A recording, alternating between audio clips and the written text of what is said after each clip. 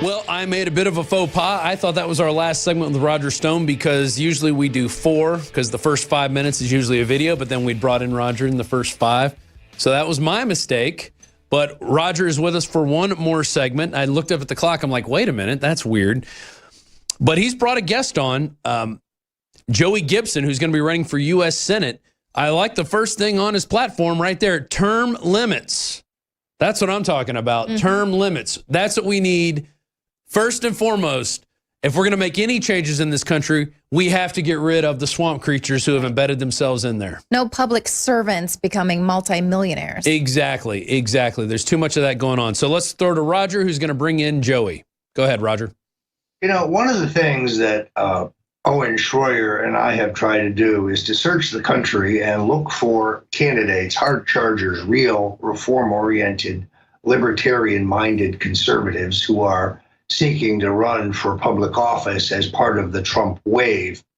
I learned about Joey Gibson's candidacy from Derek McAllister, who was among a contingent of activists and Proud Boys that I met at the Dorchester Conference in Salem, Oregon, in its 54th year, and a great gathering of grassroots Republicans, conservatives, and others.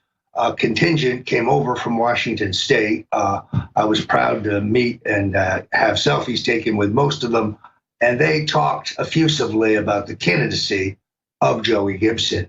Caused me to do some research. I am proud to present him now because here is a libertarian-minded, pro-Trump conservative who minces no words and is running a hard-charging race to reform America. Joey, welcome to the War Room. No, thank you. I appreciate it. You know, I'm happy to be here. So tell us about yourself and then tell us about your candidacy. Yeah, so basically, you know, about a year ago when I saw people being violent towards Trump supporters, you know, I finally had enough and I decided to go around on the West Coast to challenge the alt-left, challenge the hate from the left, and kind of expose the hypocrisy. And along the way, you know, I was really hoping that we can liberate the conservative, the libertarian on the West Coast so that you don't have to hide, you know, you don't have to be ashamed of what you believe in. Over time, you know, my hope was to get a couple grassroots leaders to step up, especially, you know, running for the Senate in Washington State. I didn't really want to run at first, but then, you know, over time and talking to a lot of people, I decided I'm going to step in there and work my butt off to inspire people in the Pacific Northwest so we can get freedom going back, you know, in Oregon and Washington.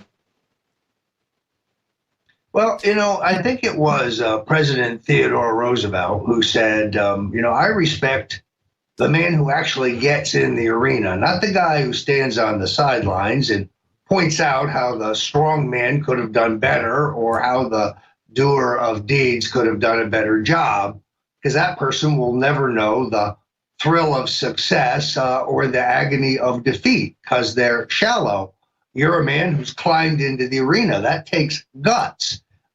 When you run for public office, people need to understand that it's an all-consuming enterprise to get your views in front of the voters. So we salute you for your support of the First Amendment and a great agenda, term limits, the fair tax, as put forward by Governor Gary Johnson in both of his presidential campaigns, an excellent tax plan superior to the current code to many libertarians. You've got a great reform agenda there. Yeah, absolutely. For me, it's about getting to the root cause of some of these problems. You know, one of the biggest problems is corruption in the establishment. And so we have these people that are a cancer to the system. They're a cancer to the country. They've made a decision to get rich off of the American people by selling us out. And so I think that I'm going to push term limits as much as I can because I think that's one way to get rid of the establishment. And so I'm really excited to push that. You know, it's got to come from the bottom up. It's got to be a grassroots movement. But also the tax code is completely corrupt. They've put 74,000 pages, which we don't need. The whole thing is complicated on purpose. It's rigged against the middle class. It's rigged against small business. And so that's why people buy out politicians. That's why businesses buy out politicians, because they get the loopholes. Even Trump himself admitted the fact that he had to play the game, you know, in order to succeed. And it shouldn't have to be that way. If we completely abolish the IRS, we go to a simple, you know, a sales tax. The government has no business into how much money you make or how you make your money. That is between you and your family. That is it. And so we go to a sales tax, and no longer, politicians don't have to buy out, or they don't have to buy out politicians anymore, and we can simplify all of it. And so I think those two things, the term limits and the fair tax, I think those two things alone would change our country and change the government, and it would bring power back to the American people and take it away from the people at the top. Well, now you're running for the U.S. Senate in Washington State. You're challenging a Democrat, Maria Cantwell, who seems to be just another run-of-the-mill, go-along-to-get-along establishment Democrat. You face a Republican primary.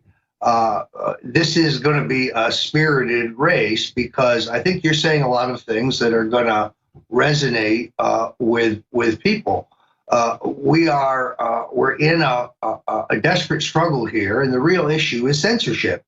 These people don't want anyone to hear about Joey Gibson.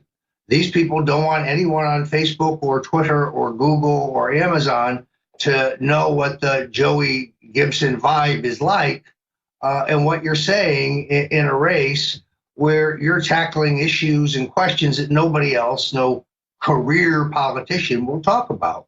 So we salute you for that. How can people find you on the internet, candidate Gibson? So you can go to Gibson for Freedom. It's all letters.com. You can find me on Facebook, Joey Gibson. Twitter, we're all over the place. The social media is really starting to, they're pressing us really hard. Like they don't want us to reach people. It's 100% true. And so another thing you can do, if you go to gibsonforfreedom.com, you can get on the email list. And so that way, you can get all the updates. No one can censor us through email. It's one of the best ways to communicate with people. And you can also donate on there. And as we know, Maria Cantwell is going to have over $10 million. She's going to have all the money in the world, and she's going to need it. Trust me, because she has to buy press time. We're not going to have to buy press time because we got high energy. We got passion. One of the biggest things that we need right now, we need politicians. We need who are leaders, who can speak, who can motivate and inspire.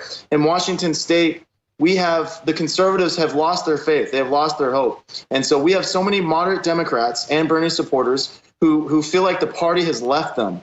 The leadership in the DNC is completely corrupt. You look at the fact that Hillary Clinton was able to buy out the entire party. We have so many people who are looking for a new home. And so I'm going to get out there with the speeches, with the videos, and do everything I can to put a fire in their heart, to make them feel a certain way that they've never felt in their entire lives. And that's how we're going to get people to change their habits, change their voting habits. Don't vote for someone just because it's comfortable. Don't vote for Maria Cantwell. Don't vote for, Maxine Waters, Nancy Pelosi. Don't vote for these people anymore. It's time to get new people in D.C., people with some passion, people with a heart. And so if you look at Maria Cantwell, she used to have a lot of energy. She used to have a little bit of even some passion in her speeches. But now you look, D.C. has completely drained her spirit. Like, she can barely even stand up. She can barely even, speak sometimes. And so I don't know. I'm just really excited to get in there and challenge her and bring a good positive message of freedom back to Washington. All right, Joey, let's go to your website there one more time because I got to tell you, man, let's go to the kid. There it is. He's got the Kojak thing going on there. It's great. I like your whole look. You better watch out, Owen Schroyer. This guy might be headed for the best dressed list. Congratulations, brother. And I admire your hard charging spirit. This is an uphill race. Clearly, you understand that. Incumbents have massive $1 million resources from special interests. But what you have is fight and a great message and a nice personal style. So go get them. We're going to keep track of your campaign here at the War Room. Many thanks, Joey Gibson. Thank you. I appreciate you bringing me on here. It means a lot. I think the key is Joey needs to get into a debate with Miss Maria Cantwell and, to really to show people what she's made of. I'm sorry. Yeah, Cantwell, Maria Cantwell, who he's running against. And that's the key for all these up-and-coming people who want to get in the political spectrum. You have to get into debates with these people. You have to get them televised. You have to maybe approach them and do an on-the-street debate. And, if they don't want to give you the time of day, you have to force the issue. and really step it up, because that's the only way you're going to get people to see the difference in the candidates, is to just, otherwise they're never going to, they're never going to hear of you. And they don't want to debate. Trust me. These people have nothing to offer. Yeah, they're going to say, well, what are you scared of? He's just an average guy. You've been doing this for however long. Why are you afraid to debate? Exactly. Well, thanks for that find, Roger. That's Joey Gibson, GibsonForFreedom.com. And thank you for joining us, Roger Stone, at StoneColdTruth.com.